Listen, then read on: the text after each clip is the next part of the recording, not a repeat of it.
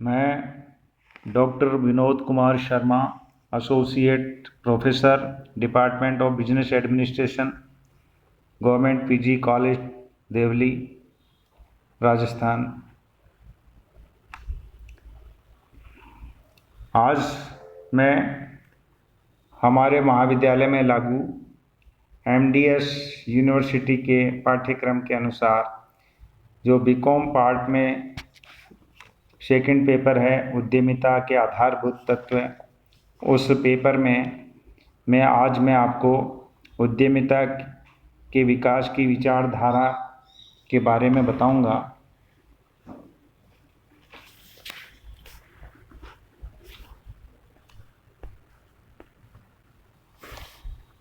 उद्यमिता का इतिहास लगभग 250 वर्ष पुराना हो गया है। इस अवधि में कई विद्वानों ने उद्यमिता के जन्म एवं विकास की कई विचारधाराओं को प्रतिपादित किया है। विद्वानों ने उद्यमिता के जन्म एवं विकास की कई जो विचारधाराएं उत्पादित की हैं, और उसमें यह आया उद्यमिता का विकास किसी एक घटक विशेष से नहीं, अपितु तो अनेक घटकों के सामूहिक प्रभाव या संयोजन से प्रभावित होता है, कॉम्बिनेशन से प्रभावित होता है। इतना ही नहीं, घटकों का संयोजन भी समय एवं परिस्थितियों के अनुसार बदलता रहता है। इसमें हम जो है आज विभिन्न घटकों की जो योगदान देने वाले विविध घटक है उसके विवेचना बताऊंगा मैं आपको। उद्यमिता की लंबी विकास यात्रा में अनेक विद्वानों ने उद्यमिता के जन्म विकास की अनेक विचारधाराएं प्रतिपादित की हैं। कुछ विद्वानों ने उद्यमिता के जन्म एवं विकास में आर्थिक कारणों को, तो कुछ अन्य विद्वानों ने सामाजिक परिस्थितियों को महत्वपूर्ण माना है। विद्वानों का एक वर्ग ऐसा भी है जो मानसिक गुणों एवं व्यक्तिगत गुणों को ही उद्यमिता के जन्म विकास का कारण मानते हैं। इस प्रकार जिन विद्वानों ने उद्यमिता के जन्म विकास में जिन कारणों परिस्थितियों को योगदान देते हुए देखा या अनुभव किया, उन्होंने उन्हीं कारणों एवं परिस्थितियों को उद्यमिता के जन्म विकास के लिए आवश्यक मान लिया। इसी आधार पर उन्होंने उद्यमिता के जन्म विकास की अपनी विचारधारा विकसित कर ली। फलतः उद्यमिता की विभिन्न प्रतिस्पर्धी विचारधाराएं विकसित हो गई। यानी प्रतिस्पर्धी, एक ने कुछ कहा, एक ने अपना मत दिया। अध्ययन की सुविधाओं की दृष्टि से इसको 4 वर्गों में बांटकर अध्ययन किया जाएगा। तो उसमें पहली है आर्थिक विचारधारा। आर्थिक विचारधारा उद्यमिता के विकास के लिए आर्थिक कारणों को उत्तरदायी एवं महत्वपूर्ण मानती है। इस विचारधारा के प्रतिपादकों का यह मानना है कि उद्यमिता का जन्म विकास तब होता है जबकि अनुकूल एवं उपयुक्त आर्थिक परिस्थितियां विद्यमान होती हैं। कोई भी व्यक्ति उद्यमिता को अपनाने का जोखिम तभी उठाएगा जबकि उसे आर्थिक परिस्थितियां ऐसी लगने लगेंगी जिनसे लाभ कमाया जा सके, जिन परिस्थितियों में लाभ कमाया जा सके। जिन परिस्थितियों में लाभ कमाने की संभावना बहुत ही कम दिखाई देगी, उनमें कोई भी व्यक्ति उद्यमिता को अपनाकर जोखिम नहीं उठाएगा। इसलिए आर्थिक विकास के प्रमुख समर्थक पेपेनेक एवं हैरिस ने लिखा है कि आर्थिक प्रेरणा ही उद्यमिता की प्रमुख प्रेरक शक्ति है। विद्वानों का मानना है कि उद्यमिता के जन्म विकास में अनुकूल आर्थिक परिस्थितियां ही सर्वाधिक योगदान देती हैं। जिसमें कौन कौन सी परिस्थितियां, उत्पादन के संसाधनों का उचित मूल्य पर आसानी से उपलब्ध होना हो, सरकार समाज द्वारा उद्योगों एवं व्यवसाय के लिए आवश्यक सुविधाएं उपलब्ध कराए, सरकार की औद्योगिक नीति, आयात नीति, कर नीति सकारात्मक हो, ऐसी परिस्थितियां हों, सुदृढ़ एवं नियंत्रित बाजार व्यवस्था हो, उपभोक्ताओं के पास क्रय शक्ति हो। तो ये आर्थिक घटक जो है, और ये ऐसी परिस्थितियां अनुकूल हों, तब जो है उद्यमिता का जन्म और विकास होता है। इसी को और स्पष्ट करने के लिए उद्यमिता की आर्थिक विचारधारा में योगदान देने वाले विद्वानों में प्रोफेसर नाइट, प्रोफेसर लिबेनस्टीन का नाम विशेष रूप से उल्लेखनीय है। प्रोफेसर नाइट ने अपनी विचारधारा में इस बात को स्पष्ट किया है कि उत्पादन में जोखिम निहित होती है। अतः कोई भी व्यक्ति उत्पादन की जोखिमें तभी उठाएगा जबकि उसे जोखिम का उचित पुरस्कार अर्थात लाभ मिलेगा। अतः उनके अनुसार उद्यमिता का विकास तभी होगा जबकि उत्पादन कार्य से लाभ प्राप्त होने की संभावना होती है। प्रोफेसर लिबेनस्टीन के अनुसार सभी व्यक्तियों को उत्पादन के सभी संसाधनों के बाजार का ज्ञान नहीं होता तथा सभी संसाधनों के अनुकूलतम उपयोग की विधि भी ज्ञात नहीं होती।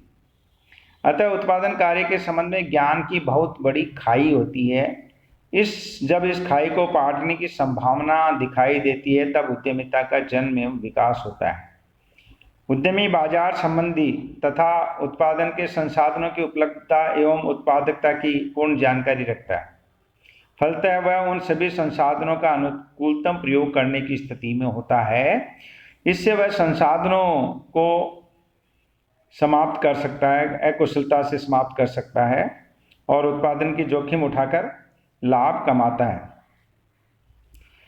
लिबेनस्टीन के अनुसार सभी संसाधनों का कुशलतापूर्वक उपयोग करने हेतु ही उद्यमियों का जन्म में विकास होता है। वे अवसरों के अनुरूप संसाधनों का सदुपयोग करते हैं, विभिन्न बाजारों के बीच समन्वय स्थापित करते हैं तथा लाभ कमाते हैं।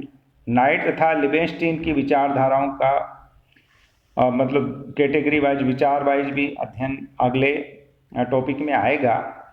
इस प्रकार आर्थिक विचारधारा ये स्पष्ट करती है, यह मत व्यक्त करती है कि जब आर्थिक परिस्थितियां जोखिम उठाकर लाभ कमाने योग्य होती हैं तब उद्यमिता का जन्म में विकास होता है। जब लाभ कमाने की संभावना बहुत कम होती है तब कोई भी व्यक्ति उद्यमिता नहीं अपनाना चाहता है। कई बार ऊपरी तौर पर तो यह लगता है कि लोग केवल लाभ की प्रेरणा से ही नहीं बल्कि सामाजिक व मानसिक प्रेरणाओं से उद्यमिता को अपना रहे हैं, किंतु अर्थशास्त्रियों का मानना है कि उन सामाजिक व मानसिक प्रेरणाओं में आर्थिक प्रेरणा या लाभ उद्देश्य अंतर्निहित होता है।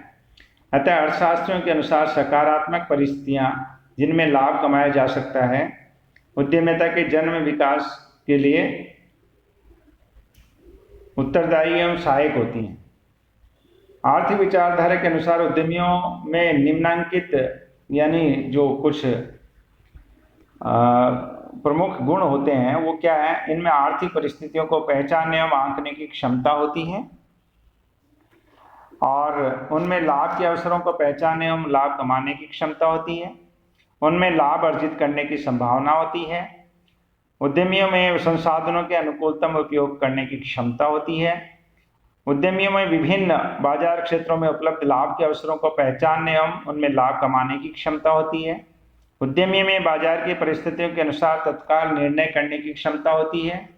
उद्यमी में अवसरों संसाधनों के सदुपयोग हेतु संगठन स्थापित एवं संचालित करने की क्षमता होती है और उद्यमियों में सरकारी प्रेरणाओं छूटों के अनुरूप अपने उपक्रमों को ढालने की क्षमता होती है और उनमें जोखिम वहन करने की क्षमता होती है।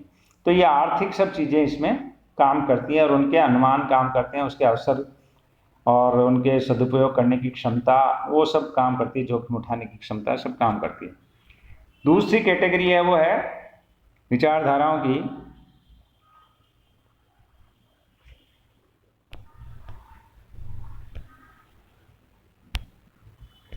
वो है समाज शास्त्रीय विचारधारा।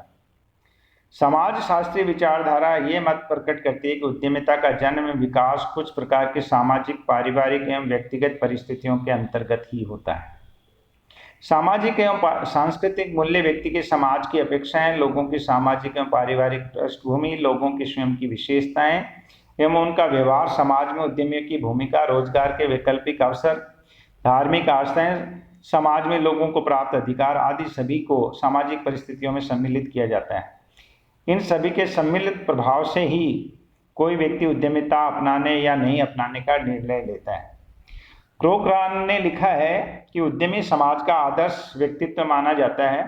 सामाजिक मूल्य ही उसके व्यवहार तथा उसकी भूमिका की अपेक्षाओं को निर्धारित करते हैं। दुनिया में अनेक ऐसे उदाहरण मिलते हैं जबकि उद्यमियों का जन्म सामाजिक परिस्थितियों से प्रभावित हुआ है। कहा जाता है कि यूरोपीय देशों में उद्यमिता का विकास वहां के प्रोटेस्टेंट समाज, ईसाई समाज के एक वर्ग की भौतिकवादी विचारधारा से प्रभावित हुआ था। इसी प्रकार जापान में समुराई समुदाय की परिस्थितियां, फ्रांस की पारिवारिक स्थितियां, भारत में मारवाड़ी, गुजराती, फारसी आदि समुदायों में सामाजिक परिस्थितियों ने ही उद्यमिता के विकास को प्रेरित किया है। और जिस समाज के लोगों ने राजनीतिक एवं अन्य कानूनी अधिकार प्राप्त न हो तथा आर्थिक अधिकार अधिक आसानी से प्राप्त हो सकते हैं, वहां पर भी उद्यमिता का विकास आसानी से हो जाता है। भारत में सन 1947 में पाकिस्तान से शरणार्थी आए, तब उन्हें भी ऐसी ही परिस्थितियों से गुजरना पड़ा। फलतः अधिकांश लोगों ने उद्यमिता को ही अपनाया। संक्षेप में कहें तो समाज शास्त्रीय विचारधारा के अनुसार किसी भी समाज में उद्यमिता का उस समय लोगों की सामाजिक एवं व्यक्तिगत परिस्थितियों तथा पारिवारिक पृष्ठभूमि से प्रभावित होता है। और उसमें कुछ परिस्थितियां जो है वो, जिससे उद्यमियों की समाज में भूमिका, स्थिति, ख्याति, उद्यमियों में समाज की अपेक्षाएं उद्यमियों से, लोगों की योग्यताएं जैसे उद्यमिता से संबंधित तकनीकी एवं सामान्य ज्ञान, अनुभव, उद्यमिता एवं प्रशिक्षण आदि। लोगों के वर्तमान स्थिति पर नकारात्मक प्रभाव का भय जैसे नौकरी छूटने का भय, धनाभाव में समाज में स्थिति न बन पाने अथवा स्थिति घट या बिगड़ जाने का भय। फिर है रोजगार के वैकल्पिक अवसर और उनमें रुचि, जैसे सरकारी कार्यालयों में, सेना में, अन्य पेशेवर व्यवसाय धंधों में अवसर उपलब्ध न होने पर ये उद्यमिता अपनाई जाती है समाज में। समाज द्वारा प्रदत्त प्रेरणा एवं सुविधाएं जिसे हैं, आकर्षित करने वाले अन्य घटक जैसे माता पिता की प्रेरणा एवं सहयोग, अच्छे परामर्शदाताओं की भूमिका, पूंजीपति का सहयोग आदि। और अन्य सामाजिक परिस्थितियों में समाज में राजनीतिक एवं कानूनी अधिकारों की अपेक्षा आर्थिक अधिकारों के प्रयोग में सुविधा, जैसे शरणार्थियों की दशा में प्राय ऐसा होता है। उद्यमिता की समाजशास्त्रीय विचारधारा के विकास में यंग की एक विद्वान यंग की, मैक्स वेबर की विचारधारा, क्रोकरान की विचारधारा आदि का योगदान रहा है। इनको आगे अलग से बताया जाएगा। फिर है मनोवैज्ञानिक विचारधारा। मनोवैज्ञानिक विचारधारा ये मत प्रकट करती है कि समाज में उद्यमिता का जन्म विकास तब होता है जबकि समाज में मनोवैज्ञानिक विशेषताओं या गुणों वाले व्यक्ति जन्म लेते हैं। दूसरे शब्दों में, कोई भी व्यक्ति उद्यमी होगा या नहीं होगा उसके व्यक्तित्व या मानसिक गुणों पर निर्भर करेगा। मनोवैज्ञानिक विचारधारा के प्रतिपादकों में मैकक्लेलैंड, कुंकेल, हेंगेन आदि नाम विशेष रूप से उल्लेखनीय है। मनोवैज्ञानिक विचारधारा ये मानती है कि उद्यमियों का जन्म या विकास तब होता है जबकि समाज के लोगों में कुछ ऐसे गुण होते हैं, जैसे कि मतलब उदाहरण के तौर पे ऐसे व्यक्ति कुछ विशेष आकांक्षाओं या आवश्यकताओं से प्रेरित होकर कार्य करते हैं। मैकक्लेलैंड के अनुसार ऐसे व्यक्ति उपलब्धि की उच्च आकांक्षा, सत्ता की आकांक्षा तथा अपनत्व की आकांक्षा से प्रेरित होते हैं, इच्छा से मतलब। किंतु उनका ये कहना है कि जिन लोगों में उपलब्धि की उच्च आकांक्षा होती है वे ही सफल उद्यमी बनते हैं। ऐसे व्यक्तियों में अपने लक्ष्यों को प्राप्त करने की तीव्र इच्छा होती है। ऐसे व्यक्ति अपने कार्यों से पर लोगों की प्रतिक्रिया प्राप्त करना पसंद करते हैं तथा उचित एवं संतुलित जोखिम उठाने को तत्पर रहते हैं। मैकक्लेलैंड के अनुसार उच्च उपलब्धि की आकांक्षा से तात्पर्य अधिक धन कमाने की आकांक्षा से नहीं है। मैकक्लेलैंड की विचारधारा को और जो है ना विचारधारा को की कैटेगरी में अलग से समझा दिया जाएगा। ऐसे व्यक्तियों का जीवन एवं क्रियाओं पर नियंत्रण है। अन्य शब्द में ऐसे व्यक्ति भाग्यवादी नहीं कर्मवादी होते हैं। वे अपने भविष्य, भाग्य और प्रयास कार्य पर नियंत्रण कर सकते हैं।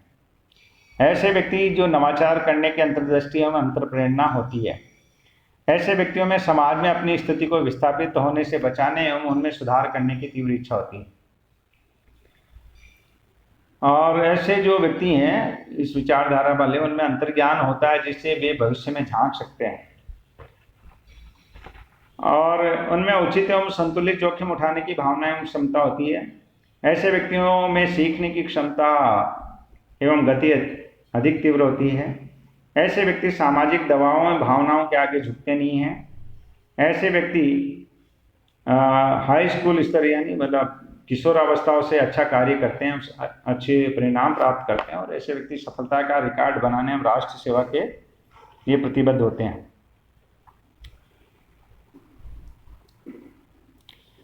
फिर है